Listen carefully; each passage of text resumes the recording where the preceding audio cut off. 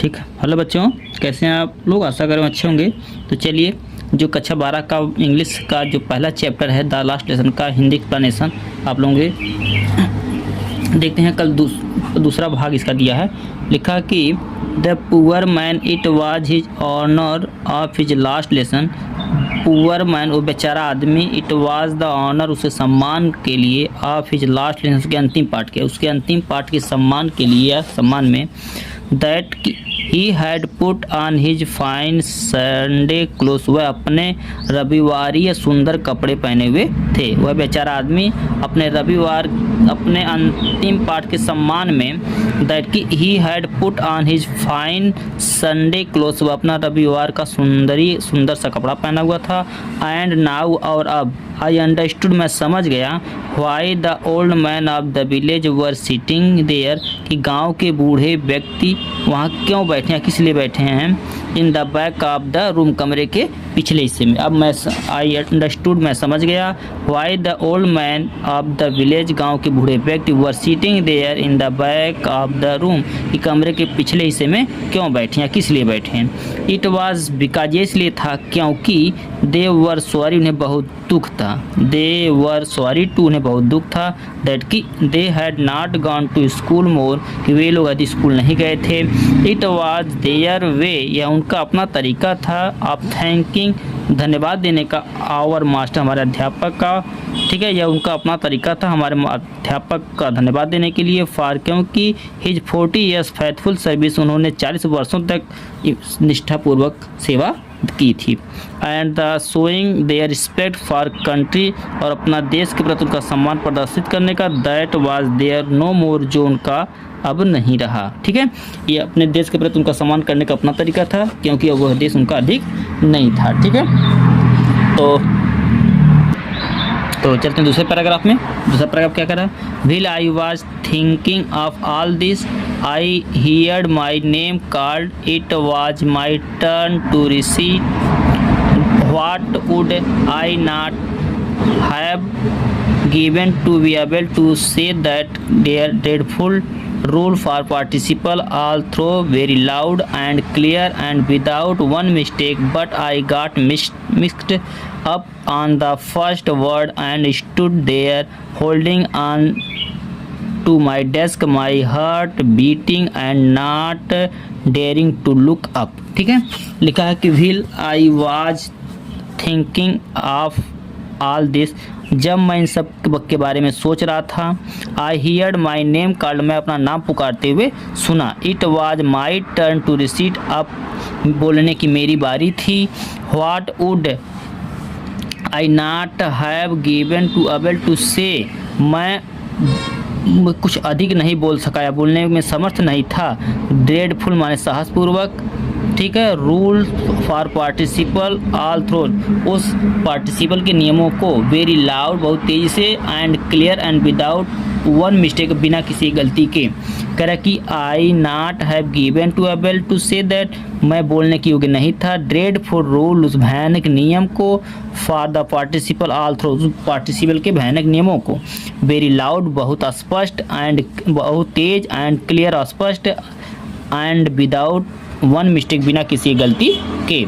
But I got mixed up on the first word लेकिन मैंने पहले ही गलती में क्या कर दी, मिस्टेक कर दी। एंड स्टूड देयर वहीं खड़ा रहा और मैं पहले ही शब्द में अपना क्या गलती कर दिया, मिक्स कर दिया।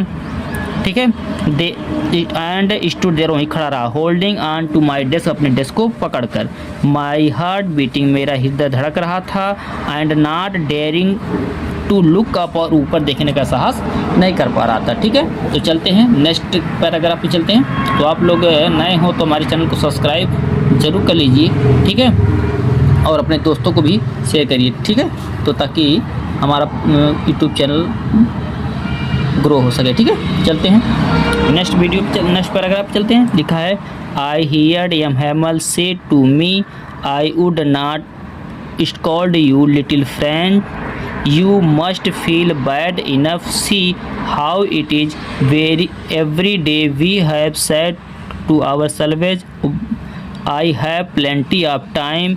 I shall learn it tomorrow. And now you see where we have come out. Oh, that is great trouble with Elsa's. ठीक है, तो चलते यहाँ तक पहले देख लेते हैं और चलो पढ़ा देते हैं। ठीक है, यहाँ तक देख लेते हैं फिर आगे पढ़ाएंगे। ठीक, लिखा I heard M. Hamel says to me. मैंने सुना एम हैमल मुझसे कुछ कह रहे थे। मैंने एम हैमल को मुझे कुछ कहते हुए सुना। I would not scold you, मैं तुम्हें डांटूंगा नहीं। लिटिल फ्रेंच, छोटे French. You must feel bad enough, तुम्हें पर्याप्त रूप से बुरा लग रहा होगा, महसूस हो रहा होगा। सी, देखो, हाउ इट इज़, यह कैसे है। देखो, यह ऐसा है। एवरी डे, प्रत्येक दिन। We have said our self, हम लोग अपने आप से कहते हैं प्रत्येक दिन। देखो, ऐसा है कि हम लोग प्रत्येक दिन अपने आप से कहते हैं। I have plenty of time, हमारे पास पर्याप्त समय है। I will learn it tomorrow, हम इसे कल के सीख लेंगे।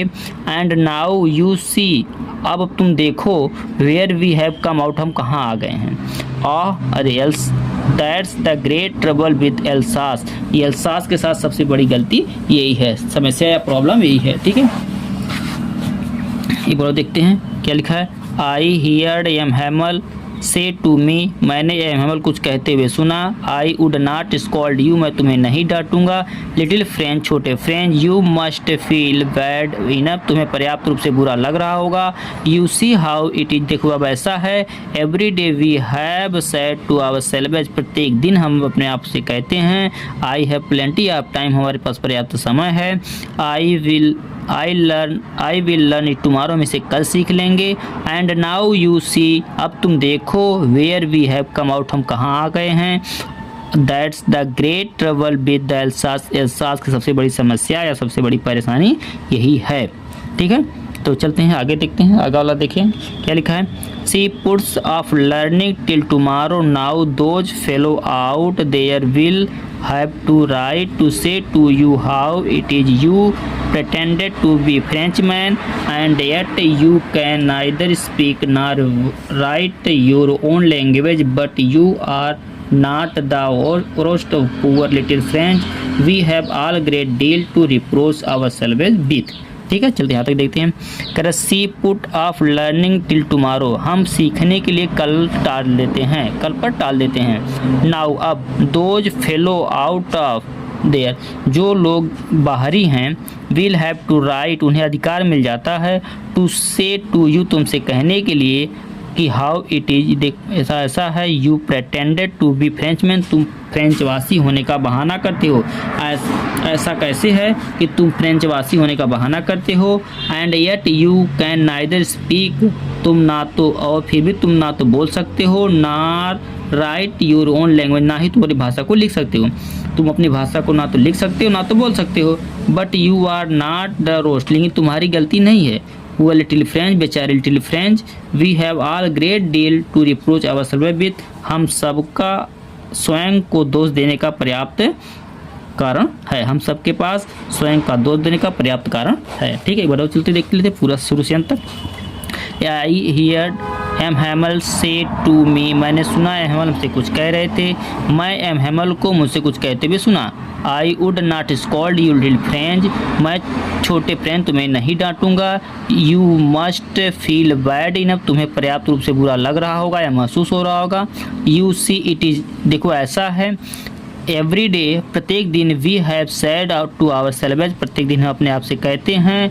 आई हैव प्लेंटी ऑफ टाइम, हमारे पास पर्याप्त समय है। I will learn it tomorrow, हम इसे कल सीख लेंगे। एंड नाउ, और अब। यू सी, तुम देखो। Where we have come out, हम कहाँ आ गए हैं। That is the great trouble with Alsace, Alsace की सबसे बड़ी समस्या यही है, यही परेशानी है। She puts off learning till tomorrow, हम इसे सीखने के लिए कल पर छोड़ देते हैं। Now those fellow out of, जो अब जो लोग बाहरी हैं। There will have to right to say to you, और तुमसे कहने का उन्हें बहाना मिल जाता है। हाउ इट इज़, ऐसा है। यू प्रेटेंडेड टू, ऐसा कैसे है। यू प्रेटेंडेड टू बी फ्रेंचमैन, तुम फ्रेंचवासी होने का बहाना करते हो। एंड और एट ना, यू कैन नाइदर स्पीक ना राइट योर ओन लैंग्वेज, और ना ही तुम अपने भाषा को लिख सकते हो और ना ही बोल सकते हो। But you are not to roast, लेकिन तुम्हारी गलती नहीं है। वो लिटिल फ्रेंच, बेचारे लिटिल छोटे French. We have all great deal to reproach our self with, हम सब आपके पास स्वयं का दोष देने का पर्याप्त कारण है। ठीक है, तो चलते हैं नेक्स्ट पैराग्राफ चलते हैं। ठीक है, चलो देखते हैं अगला पैराग्राफ क्या कह रहा है। कह रहा है कि your parents were not anxious enough to have you learn, they preferred to put you to work on the farm or at the mill so as to have the little more money, and I have been to blame also. Have I not often sent you to water my flower instead of learning your lesson? And when I wanted to go fishing, did I not just give you a holiday? ठीक है, लिखा है your parents were not एनेक्सियस, तुम्हारे पिताजी या माता पिताजी अधिक चिंतित अधिक उत्सुक नहीं थे, टू हैव टू लर्न कि वे तुम्हें पढ़ाएं, मतलब तुम्हारे माता पिता तुम्हें शिक्षा दिलाने के प्रति उत्सुक नहीं थे। They preferred to put you to work on a farm, वे तुम्हें किसी आराम मशीन या फर्म पर काम पे लगाना अधिक पसंद करते थे, काम पर लगाना चाहते थे। सो ताकि as to have little more money, ताकि तुम थोड़े पैसे कमा सको। एंड आई, और मैं, I have been to blame also, मैं भी इसका दोषी हूँ। ठीक है, मैं भी इसका दोषी हूँ, मैं भी इसका दोष लेता हूँ, अपने ऊपर अपना लेता हूँ। मतलब लिखा I have not often send you, क्या मैंने तुम्हें नहीं भेज देता था, टू वाटर माई फ्लावर्स, अपने फूलों को पानी देने के लिए, क्या मैं तुम्हें अपने फूलों को पानी देने के लिए नहीं भेज देता था। Instead of learning your lesson, तुम्हारे पाठ को पढ़ाने के बजाय, सिखाने के बजाय। एंड व्हेन, और अब जब, I want to go fishing, जब मैं मछली मारने जाता था, did I not just give you a holiday, क्या मैं तुम्हारी छुट्टी नहीं कर देता था। ठीक है, चलिए एक बार देखते हैं। लिखा है कि योर पेरेंट्स वर नॉट एनेक्सियस, तुम्हारे माता पिता अधिक चिंतित नहीं थे, यदि उत्सुक नहीं थे, टू हैव टू लर्न, में तुम्हारे पढ़ाने के प्रति या तुम्हें शिक्षा दिलाने के प्रति, तुम्हारे माता पिताजी तुम्हें शिक्षा दिलाने के प्रति अधिक उत्सुक नहीं थे। They prefer to put you to the work on the farm or at the mills, क्या वे तुम्हें किसी फर्म या आराम मशीन पर काम करने के लिए नहीं भेज सकते थे, भेजना चाहते थे। सो ताकि as to have little more money, ताकि तुम थोड़े अधिक पैसे कमा सको। एंड आई, और मैं खुद, I have been to blame also, मैं भी इसका दोषी हूँ। Have I not often send you to water my flower, क्या मैं तुम्हें अपने फूलों को पानी देने के लिए नहीं भेज देता था। Instead of learning your lesson, तुम्हारे पाठ पढ़ाने के बजाय। And when I wanted to go to finish, जब मैं मछली फिशिंग, जब मैं मछली पकड़ने जाना चाहता था, did I not just give you a holiday, क्या मैं तुम्हारी छुट्टी नहीं कर देता था। ठीक है, तो चलते हैं नेक्स्ट पैराग्राफ पर। नेक्स्ट पैराग्राफ क्या कह रहा है।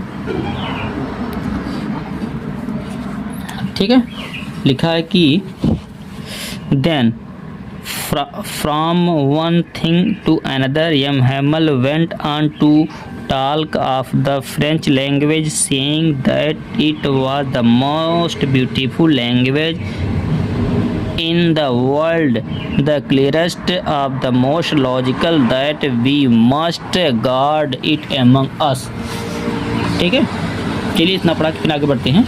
ठीक, लिखा है कि देन, तब, from one thing to another, तब एक के बाद दूसरी बात करते हुए, Hamel went on to talk the French language, तो हेमल एक के बाद दूसरी बात करते हुए, हेमल वेंट ऑन चले जाते हैं, टू टॉक माने बात करते हुए, ऑफ द फ्रेंच लैंग्वेज में फ्रेंच भाषा पर। सेइंग दैट, उन्होंने कहा, वो कहते हैं कि it was the most beautiful language in the world, यह संसार की सबसे सुंदर भाषा है। द क्लियरेस्ट, मतलब स्पष्ट, एंड मोस्ट लॉजिकल, और तर्क संगत है। That we must have guard among us, तो इसे हमें अपने बीच में बचा कर रखना चाहिए। एक बार देख लेते हैं। Then from one thing to another, तब एक के बाद दूसरी बात करते हुए, Hamel went on to talk the French language, Hamel French भाषा के बारे में बात करने लगते हैं। सेइंग दैट, वो कहते हैं कि it was the most beautiful language in the world, यह संसार का सबसे सुंदर भाषा है। द क्लियरेस्ट, मतलब क्लियरेस्ट, सबसे स्पष्ट, एंड मोस्ट लॉजिकल, और सबसे तर्क संगत है। That we must guard it among us, इसे हम अपने बीच में बचाकर सुरक्षित रखना चाहिए। ठीक है, तो चलते हैं इससे आगे से। ठीक है, लिखा है कि and never forget it because when are people are enslaved as long as they hold fast to their language, it is as if they had to key to their prison. Then he opened a grammar and read us our lesson. I had amazed to see how well I understood it. All he said seemed so easy, I think too, that I had never instead so carefully, and that he had never explained everything with so much patience. It seemed almost as if the poor man wanted to give us all he knew before going away, and to put it all into our head and one stroke. ठीक है, तो चलते हैं। आप लोग अपने दोस्तों में वीडियो को शेयर करिए। ठीक है, और आप लाइक ज़रूर करिए, कमेंट ज़रूर करिए, और हमारी वीडियो पसंद आए तो अपने दोस्तों में ज़रूर शेयर करिए। ठीक है, तो चलते हैं आगे, देखते हैं क्या लिखा है। एंड और नेवर फॉरगेट इट, और इसे कभी नहीं भूलना चाहिए। अपनी जो भाषा को सुरक्षित अपने बीच में बचा कर रखना चाहिए। एंड नेवर फॉरगेट इट, और इसे कभी भूलना नहीं चाहिए।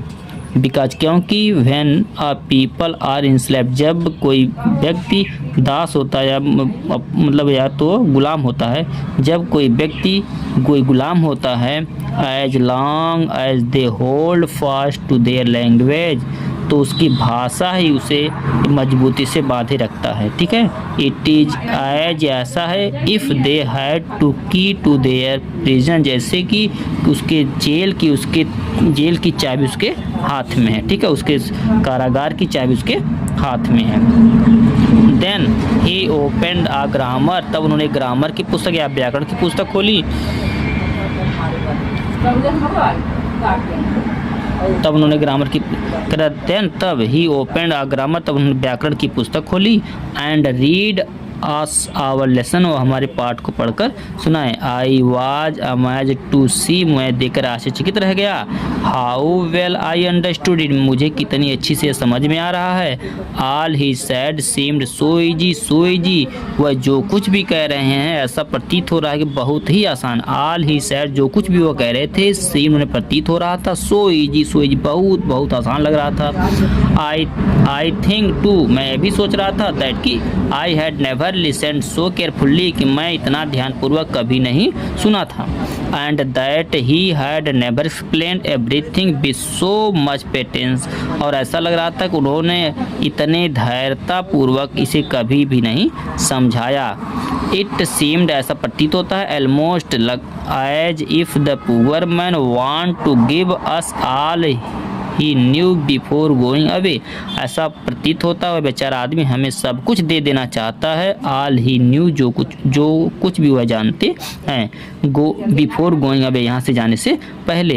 And I put it all into our heads at one stroke, और एक ही बार में वह हमारे दिमाग में सारी बातें डाल देना चाहते हैं। ठीक है, एक बार देखते हैं, लिखा है एंड नेवर फॉरगेट इट, और इसे कभी भूलना नहीं चाहिए। बिकॉज, क्योंकि when a people are enslaved, जब कोई व्यक्ति किसी गुलाम होता है, as long as they hold fast to their language, तो उनकी भाषा उन्हें बाधे रहती है। इट इज़ द एज, ऐसा है कि इफ़ कि they had to key their prisoner, उनके जेल की चाबी उनके खुद के हाथ में है। Then he opened a grammar, तब उन्होंने एक व्याकरण की पुस्तक खोली। And read us our lesson, और हमारे पाठ को पढ़कर सुनाया। ठीक है, I was amazed to see how well I understood it, मुझे यह देखकर बहुत आश्चर्य हुआ कि मुझे कितनी अच्छी तरह से समझ में आ रहा है। ऑल ही सैड, जो कुछ भी वह कह रहे थे, सीम्ड, मन प्रतीत हो रहा था, सो इजी, बहुत ही आसान। आई थिंक, मैं सोचता हूँ, टू, मैं ये भी सोचता हूँ, दैट कि I had never listened so carefully, मैंने इतना ध्यानपूर्वक कभी नहीं सुना। एंड और दैट कि he had never explained everything, उन्होंने इतना इसे अच्छी तरह से नहीं समझाया, विथ सो मच पेटेंस, इतने धैर्यपूर्वक। इट सीम्ड ऑलमोस्ट, ऐसा प्रतीत हो रहा था, as he if the poor man want to give us all, वह बेचारा आदमी हमें सब कुछ दे देना चाहता है, ऑल ही न्यू, जो कुछ वह जानता है, बिफोर गोइंग, वह यहाँ से जाने से पहले, and put it all into our head at one stroke, और एक ही बार में वह हमारे मस्तिष्क में डाल देना चाहते हैं। तो चलते हैं अगला पैराग्राफ, चलते हैं, देखिए क्या दिया है। After the grammar we had a lesson in writing that day, M Hamel had new copies for us, written in a beautiful round hand, French Alsace, they look like little flag floating everywhere in the schoolroom, hang from the rod at the top of our desks. You ought to have seen how everything one set to work and how quiet it was. The only sound was the scratching of the pen over the paper. Some beetles flew in, but nobody paid any attention to them, not even the little ones who worked right on the tracing their fish hooks, as if that was French too. On the roof and prison quite very low, and I thought to myself, will they make them sing in German, even the prison। ठीक है, देखते हैं क्या लिखा, अर्थ देखते हैं इसका। ठीक है, आफ्टर द ग्रामर मतलब व्याकरण के बाद, we had a lesson in writing, हमारा लेखन का कार्य शुरू हुआ, व्याकरण के बाद हमारा लेखन का कार्य शुरू हुआ। दैट डे, उस दिन, M Hamel had new copies for us, M Hamel के पास हमारे लिए नई कॉपी थी। Writing in the beautiful round hand, एक वक्राकार शैली में लिखा गया, सुंदर लिखावट थी। फ्रेंच एल्सास, उसमें क्या लिखा था, फ्रेंच एल्सास लिखा था।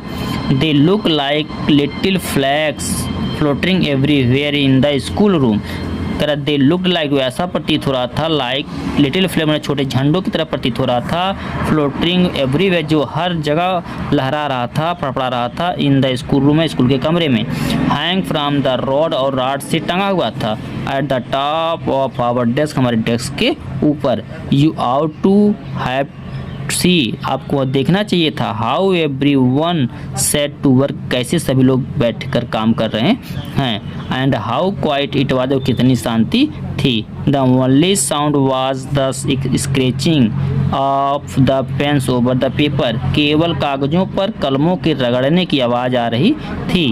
वन सम बीटलेस फ्लू इन, मतलब कुछ मधुमक्खी या कुछ चिड़िया, कुछ भ्रिंग का भावरा कह सकते हो, कुछ भावरे क्या हुए अंदर आ गए, कुछ भावरे अंदर आए। But nobody paid any attention to them, लेकिन कोई भी उन पर ध्यान नहीं दिया। Not even the littlest one, not, और छोटे बच्चे तक भी नहीं ध्यान दिए। Who worked right the tracing their fish hooks, जो मछली पकड़ने वाले कांटों का चित्र बना रहे थे। ठीक, एज जैसा कि if that was French too, जैसे कि वह भी फ्रेंच भाषा है। One on the roof of prison quite very low, और छत पर कबूतर धीरे धीरे गुटरुगु बोल रहे थे। And I thought to myself, और मैं खुद सोचा, will they make them sing a German, क्या उन्हें भी वो जर्मन सिखाएंगे। इवन द पिजन, कबूतरों को, क्या वे कबूतरों को भी जर्मन गाने सिखा देंगे, जर्मन में गाने के लिए मजबूर कर देंगे। ये बार देखते हैं। आफ्टर द ग्रामर, व्याकरण के बाद, we had a lesson in writing, हमारा लेखन का कार्य शुरू हुआ। दैट डे, उस दिन, M Hamel had new copies for us, M Hamel के पास हमारे पास नई कॉपी थी। ठीक है, writing in a beautiful round hand, एक गोल या वक्राकार शैली में लिखा हुआ था, सुंदर लिखावट थी। फ्रेंच एल्सास पे लिखा था, फ्रेंच एल्सास लिखा था। ठीक है, they looked like little flag, वो छोटे झंडे की तरह थे। फ्लोटिंग एवरीवेयर, जो हर जगह उड़ रहे थे, फड़फड़ा रहे थे। In the school room, school के कमरे में। Hang from the rod at the top of our desk, हमारे मेज के ऊपर एक रॉड के सहारे टांगा गया था, लटकाया गया था। You ought to have seen, तुम्हें आपको देखना चाहिए था, how everyone set to work, कैसे सभी लोग बैठकर कार्य कर रहे थे, and how quiet it was, वहाँ कितनी शांति थी, the only sound was the scratching of the pens over the paper, केवल कागजों पर कलमों के रगड़ने की आवाज़ सुनाई दे रही थी। Some once some beetles flew in, कुछ एक बार कुछ अंदर भंवरे उड़कर आए, nobody paid any attention to them, लेकिन कोई भी उस पर ध्यान नहीं दिया, not even the littlest one, ना तो छोटे बच्चे भी, who worked right on the tracing their fishing hooks, जो वहाँ मछली पकड़ने वाले कांटे का चित्र बना रहे थे, एज इफ, ऐसा, इफ यदि, that is was French too, वह भी फ्रेंच भाषा है, ऑन द रूफ, मैंने छत पर, द पिजन क्वाइट वेरी, लोग कबूतर धीरे धीरे बोल रहे थे, and I thought to myself, मैं स्वयं सोचा, will they make them to sing a German, क्या वे उन्हें भी जर्मन में गाना गाने सिखाएंगे, इवन द पिजन, कबूतरों को, कि वे कबूतरों को भी गाना गाना सिखा देंगे। तो चलते हैं अगले पैराग्राफ पे, चलते हैं अगले पैराग्राफ को पढ़ते हैं।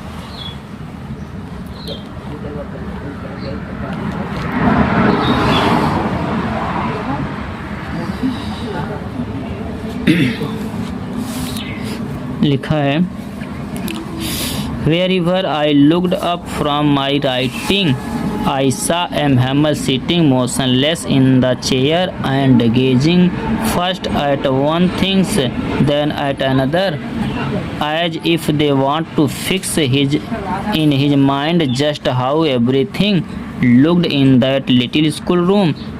Fancy, for 40 years he had been there in the same place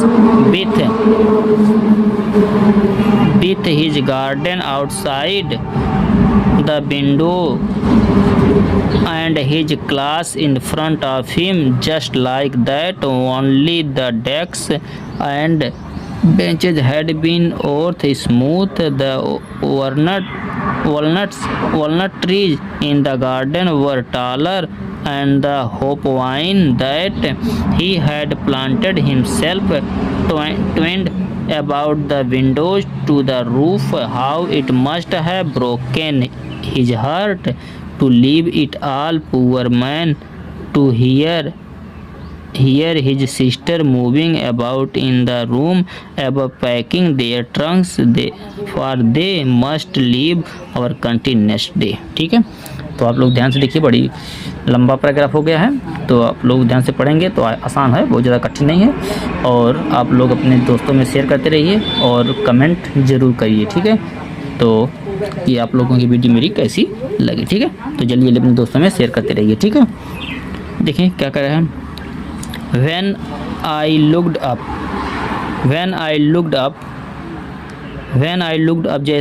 जब कभी मैं ऊपर देखता था, फ्रॉम माई राइटिंग, लिखते समय, जब मैं लिखते हुए ऊपर देखता था, आयशा मैं देखता था, M Hamel sitting motionless in his chair, कि एम हैमल अपने कुर्सी पर स्थिर बैठे हुए थे, एंड गेजिंग, और घूर रहे थे, फर्स्ट एट वन थिंग, मतलब और हर चीज़ को, ठीक है, और वह चीज़ को घूर रहे थे, किसी न किसी चीज़ को घूर रहे थे, देख रहे थे, देन अनदर, मतलब एक के बाद दूसरी वस्तु को देख रहे थे, as if he want to fix in his mind, ऐसा प्रतीत हो रहा था कि वह अपने मस्तिष्क में सबको बिठा लेना चाहते हैं, जस्ट हाउ एवरीथिंग, जैसे लुकिंग इन, जैसा कि वहाँ सब कुछ दिख रहा था, दैट लिटिल स्कूल रूम, छोटे से स्कूल के कमरे में, फैंसी, फॉर 40 ईयर्स, लगभग 40 वर्षों से, he had been there in the same place, वह एक ही स्थान पर बने रहे, विथ हिज गार्डन, उसके बगीचे में, आउटसाइड द विंडो, खिड़की के बाहर, उनके बगीचे में खिड़की के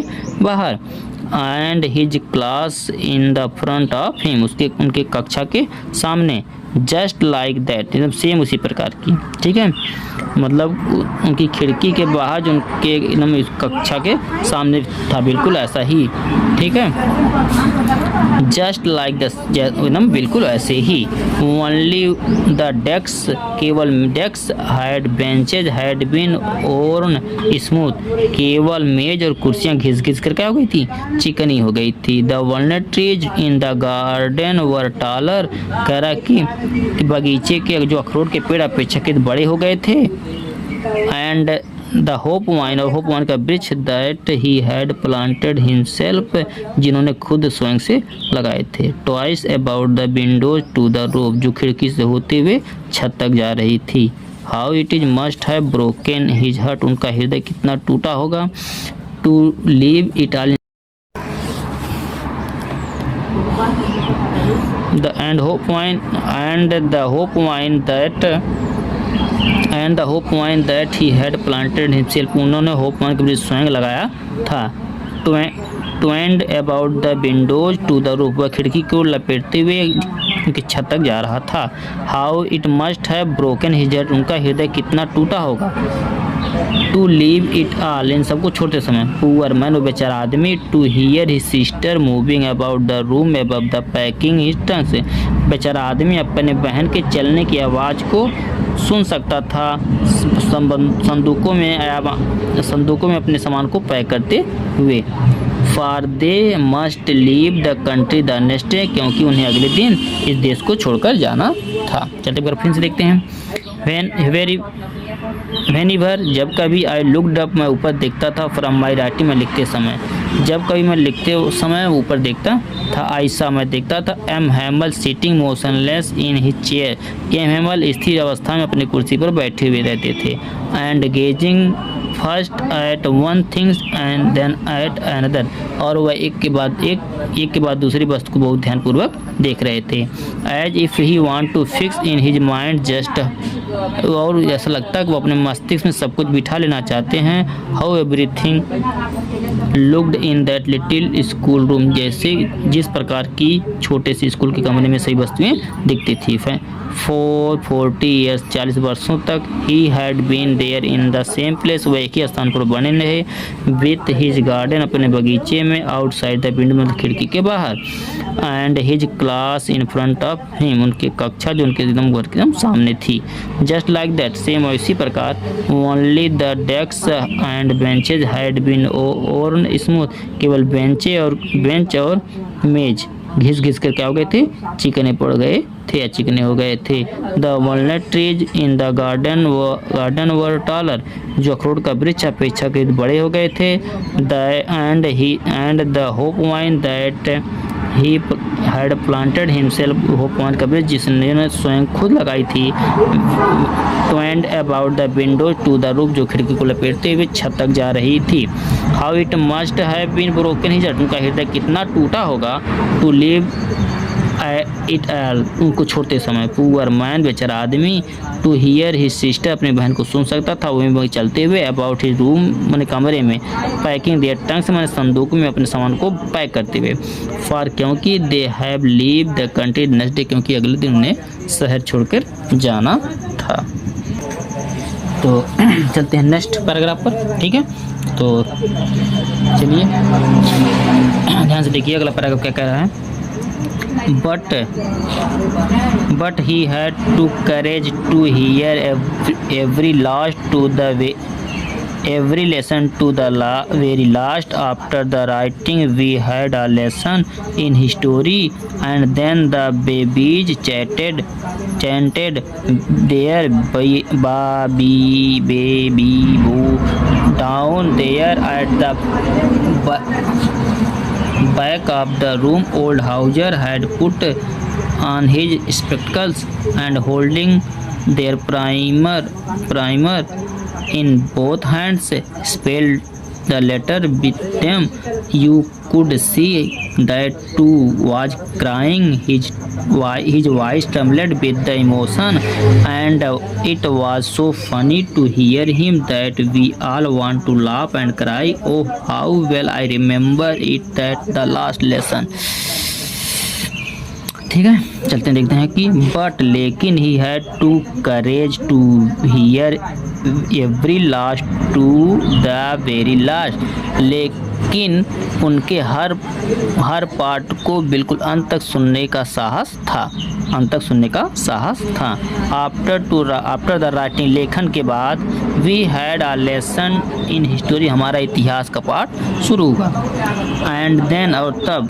द बेबी चैंटेड देयर, तब बच्चे बोल रहे थे। बा baby bo bu, down there at the back of the room old Hauser, जो कमरे के पिछले हिस्से में जो बूढ़े किसान बैठे हुए थे, had put on the spectacles, अपने चश्मे को लगा लिए थे, and holding the primers both hands, अपने दोनों हाथों से एक ग्रंथ की कॉपी को पकड़े हुए थे, spelled the letter with them, उनके साथ अक्षरों को पढ़ रहे थे। यू कुड सी दैट, आप देख सकते हैं कि ही टू वाज क्राइंग, वह भी रो रहे थे। हिज वॉइस ट्रेम्बलेड, उनकी आवाज़ कांप रही थी, विथ इमोशन माने आवेग में, ठीक है, इमोशन माने भावुकता से, ठीक है, भावुकता बस उनकी आवाज़ें कांप रही थी। And it was so funny, और बहुत ही हास्यास्पद था, बहुत ही हास्य था। टू हियर, उन्हें सुनना बहुत हास्यास्पद था।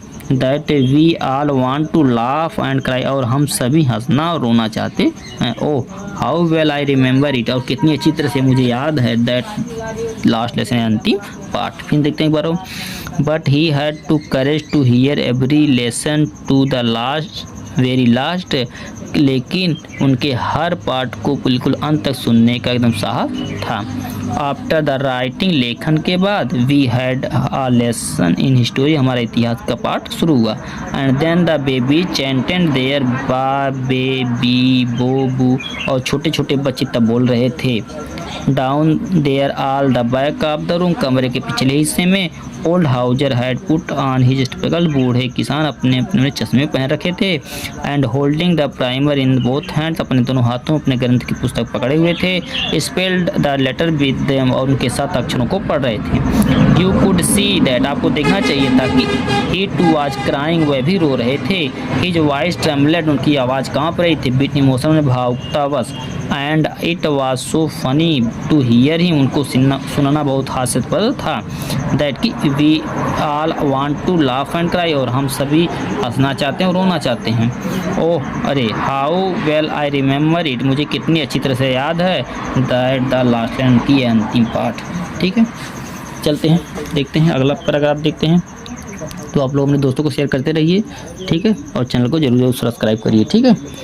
देखते हैं, all at once the church clock struck 12, then the angels at the same moment, the trumpets of the Prussians returning from drill sounded under our windows. Hamill stood up very pale in his chair.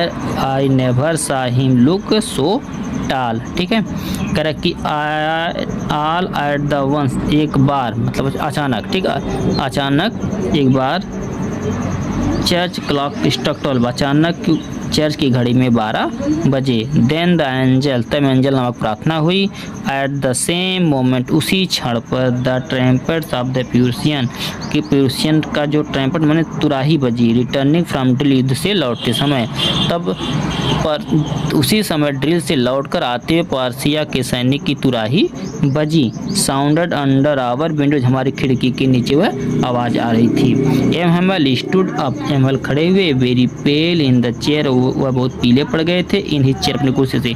M Hemal अपनी कुर्सी से उठे, उनका चेहरा बहुत पीला हो गया था।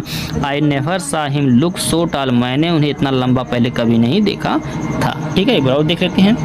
All at once the clock, church clock struck 12, अचानक चर्च की घड़ी में 12 बजे। देन द एंजलस, तब एंजल नामक प्रार्थना हुई। एट द सेम मोमेंट, उसी क्षण या उसी समय, the trumpets of the Prussians returning from drill sounded under our windows, करा कि उसी समय ड्रिल से लौटकर वापस आते समय पार्सिया के सैनिक की तुराई हमारी खिड़की के नीचे बजती हुई सुनाई दी।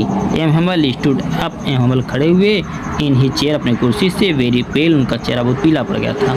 आई नेवर सा हिम लुक सो टॉल, मैंने उन्हें इतना लंबा पहले कभी नहीं देखा था। तो ठीक है, चलते हैं नेक्स्ट वीडियो, चलते हैं अगला पैराग्राफ। ठीक, अगला पैराग्राफ क्या कह रहा है? कह रहा है कि my friend said I but something choked him, he could not go on. Then he turned to backboard, took a piece of chalk and bearing on all his might, he wrote as large as he could, Vieux la French. Then he stopped and leaned his head against the wall, and without a word he made a gesture to us with his hand. School is dismissed, you may go. ठीक है, कह रहा है कि my friends, मेरे दोस्तों, ही sad, ही उन्होंने कहा, आई मतलब मैं, बट समथिंग चोक्ड हिम, लेकिन उनके गले को कुछ अवरुद्ध किया। He could not go on, वह आगे नहीं बोल सके। कह रहे हैं कि then he turn to the blackboard, तब वह श्यामपट की तरफ मुड़े, टू का पीस ऑफ चाक, एक चाक का टुकड़ा लिए, and wearing on his all his might, अपनी पूरी शक्ति को जुटाए, he wrote a large as he could, वह उतना बड़ा, जितना बड़ा लिख सकते तो उतना बड़ा लिखे, व्यूज ला फ्रांस, फ्रांस जिंदाबाद। ठीक है, देन ही स्टॉप, तब रुक गए, and landed his head against the wall, और दीवार के सहारे अपने सिर को झुका लिए, एंड विदाउट अ वर्ड, बिना कुछ बोले, he made a gesture to us with his hands, उन्होंने अपने हाथों से इशारा करते हुए कहे, स्कूल इज डिसमिस्ड, इसको समाप्त हुआ, यू मे गो, तुम जा सकते हो। चलिए बुलाओ देखते हैं दोस्तों। माई फ्रेंड्स, मेरे दोस्तों, सैड ही, उन्होंने कहा, आई मैं, बट समथिंग चोक्ड हिम, लेकिन मुझके गले कुछ अवरुद्ध किया। He could not go on, वह आगे नहीं बोल सके। Then he turn to the blackboard, तब वह श्यामपट को घूमे, टू का पीस ऑफ चाक, और चाक का टुकड़ा लिए, and wearing with all his might, अपनी पूरी शक्ति जुटाए, he wrote a large as he could, जितना बड़ा लिख सकते तो बड़ा लिखे, व्यूज ऑफ फ्रेंड्स, जिंदाबाद। देन ही स्टॉप, तब वह रुक गए, and landed to his against the wall, और दीवार के सहारे झुक गए, एंड विदाउट अ वर्ड, बिना कुछ बोले, he made a gesture to us with his hand, उन्होंने अपने हाथों से इशारा किया। स्कूल इज डिसमिस्ड, स्कूल समाप्त हुआ, यू में गो, तुम जा सकते हो।